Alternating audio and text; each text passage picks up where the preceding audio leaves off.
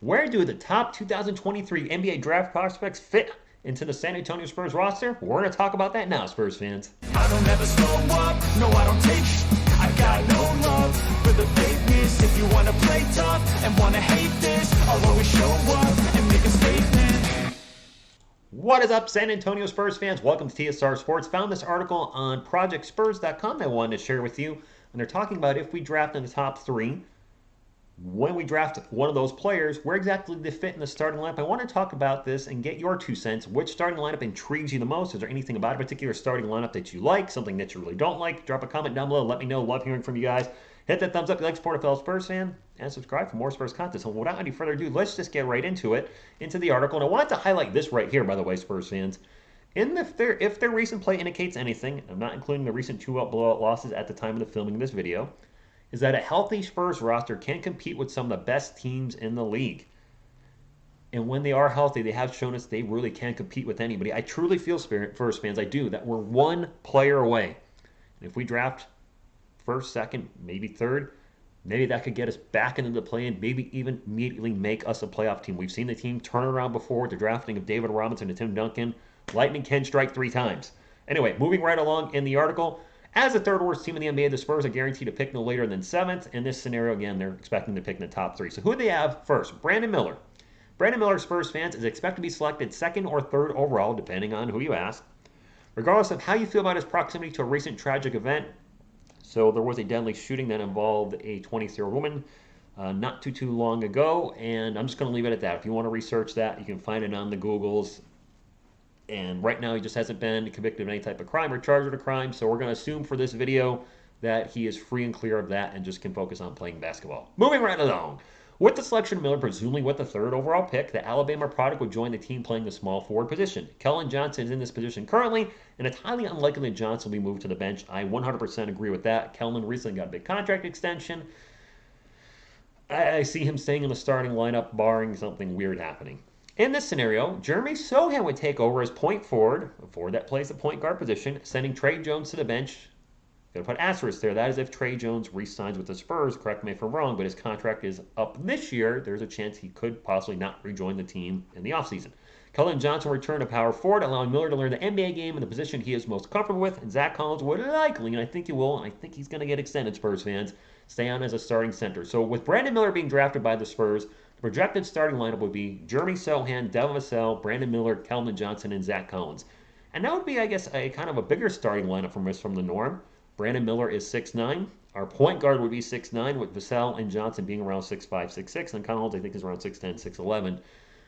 This lineup is intriguing, but what I don't like about it is Keldon Johnson has struggled at the power forward position because, quite frankly, he's undersized for that position. He's going to struggle to He's not a great defender as it is. No disrespect, KJ. He's just not. That part of his game has not come around at all. And to constantly defend guys that are 6'9", 6'10", 6'11", and much bigger, not only height-wise, but girth, I'm not really crazy about that starting lineup, though it would be intriguing to have Jeremy Sohan running the point. We've seen him do it before with mixed results. But with the year under his belt, maybe he would be pretty darn good at it. I don't know.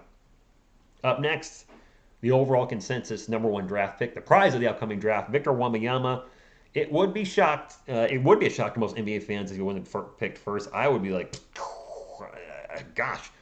And at 7'5", Spurs fans, you would expect him to play center. However, that is the furthest thing from Victor's mind, and that's something I keep forgetting when I do videos on him. The French teenager sees himself playing a role similar to Kevin Durant, which means more than likely at power forward. So if we were to get Victor Wembanyama, and I do think we would need to win the ping pong ball game, if you will, and get the first overall pick to get him, this would be our projected starting lineup. And this intrigues me even more because this would be the biggest San Antonio Spurs starting lineup, I got to think, since the Twin Towers. Correct me if I'm wrong, if I'm forgetting a lineup. You would have the 6'9" Sohan at point guard, which is already talked about. Devin Vassell at shooting guard at about 6'5".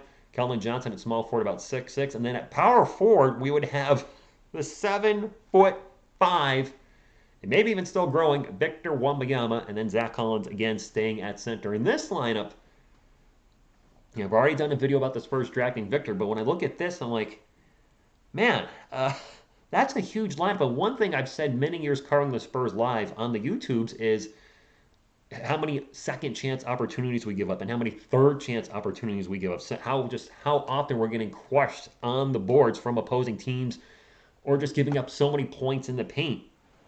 This lineup right here, I gotta think, will be giving up significantly less points in the pace when you have a 7'5" monster with an 8-foot wingspan lurking around the rim, and then your point guard's a huge guy too at 6'9". This lineup, I gotta say, is the lineup I would love to see. I've already gone on record saying like to see us draft Victor. The injury concerns are there, but man, that lineup right there, that's legit. That would be Twin Towers 2.0, if you will. Man, there's the other big name in the draft, Scoot Henderson, who they say was once seen as an undisputed second overall pick. So are there some rumors? I haven't looked into this at all, Spurs fans, but is Brandon Miller now being rumored to possibly drafted second overall, and then Scoot Henderson would be third? And if we drafted third, then that's our guy right there. Scoot Henderson, if we draft him, he's going to be the point guard. That's just it. That's the position that he's not going to get tried anywhere else. He's going to be our point guard. And at the time of this writing, and at the time of my video, the G League Ignite team has shut Scoot Henderson down. The staff believes he's shown everything he needs to in order to be draft ready. Still, people try to justify him falling to third in draft by saying he's a bad shooter. He's not a great shooter, but a lot of players struggle at that age, in early college, whatever it may be in the G League, and certainly can round out and improve on that game when he's in the NBA. If the San Antonio Spurs were to select him with the second pick, or maybe third, Tre Jones would move to the bench and Henderson would start as a point guard if the Spurs re-sign Tre Jones. If Tre Jones is not re-signed, if they draft Scoop, they might just say, you know what, our backup point guard is going to be Blake Wesley, which you're going to have to improve a lot over the offseason. He has been, he's had a little bit of a rough rookie season, making a lot of mistakes. He's shown some flashes, but he's also shown some head scratching. What just happened? Anyway, this would be the starting lineup if we drafted Scoot Henderson. It would be the exact same lineup we've seen recently when the team's healthy. Collins, Sohan, Johnson, Vassell, insert Scoot Henderson over Tre Jones. I'd be fine with this lineup. Ideally, between these three starting lineups, my preferred starting lineup would be the one with Victor Wembanyama. Duh. That huge lineup intrigues me when I think of, just when I think of the Spurs, great teams, there's obviously the big three. Can't deny that. That's probably the best Spurs team we've ever had, the big three, with Parker, Ginobili, and of course, Tim Duncan. But the Twin Towers was pretty darn good too. And if David Robinson wasn't already dinged up in pretty much at the age where he was on a decline, then the Twin Towers would have won a heck of more than just 2 championships. That being said, that's the lineup I want to see. Twin Towers 2.0, that huge lineup. I would have some concerns about Sam running the point, but with such a legit scoring threat like Victor in the paint, that may make his job much easier. The second lineup I would want to see, I don't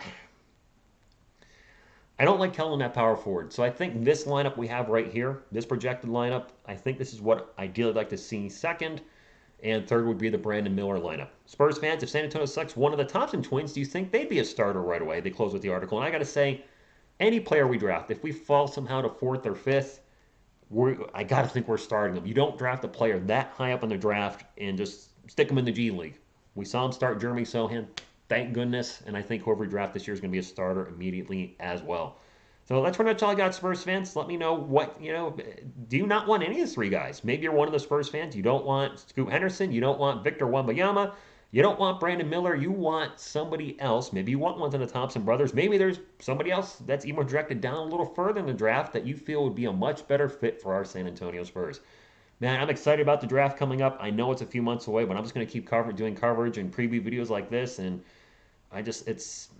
this could change our franchise. That's why I'm so excited. Not only do I have a bunch of draft picks, but we have a chance at a top 3 pick or the first overall pick, and picks like that can just completely change the trajectory of a franchise from bottom of the Western Conference to the middle and maybe the top.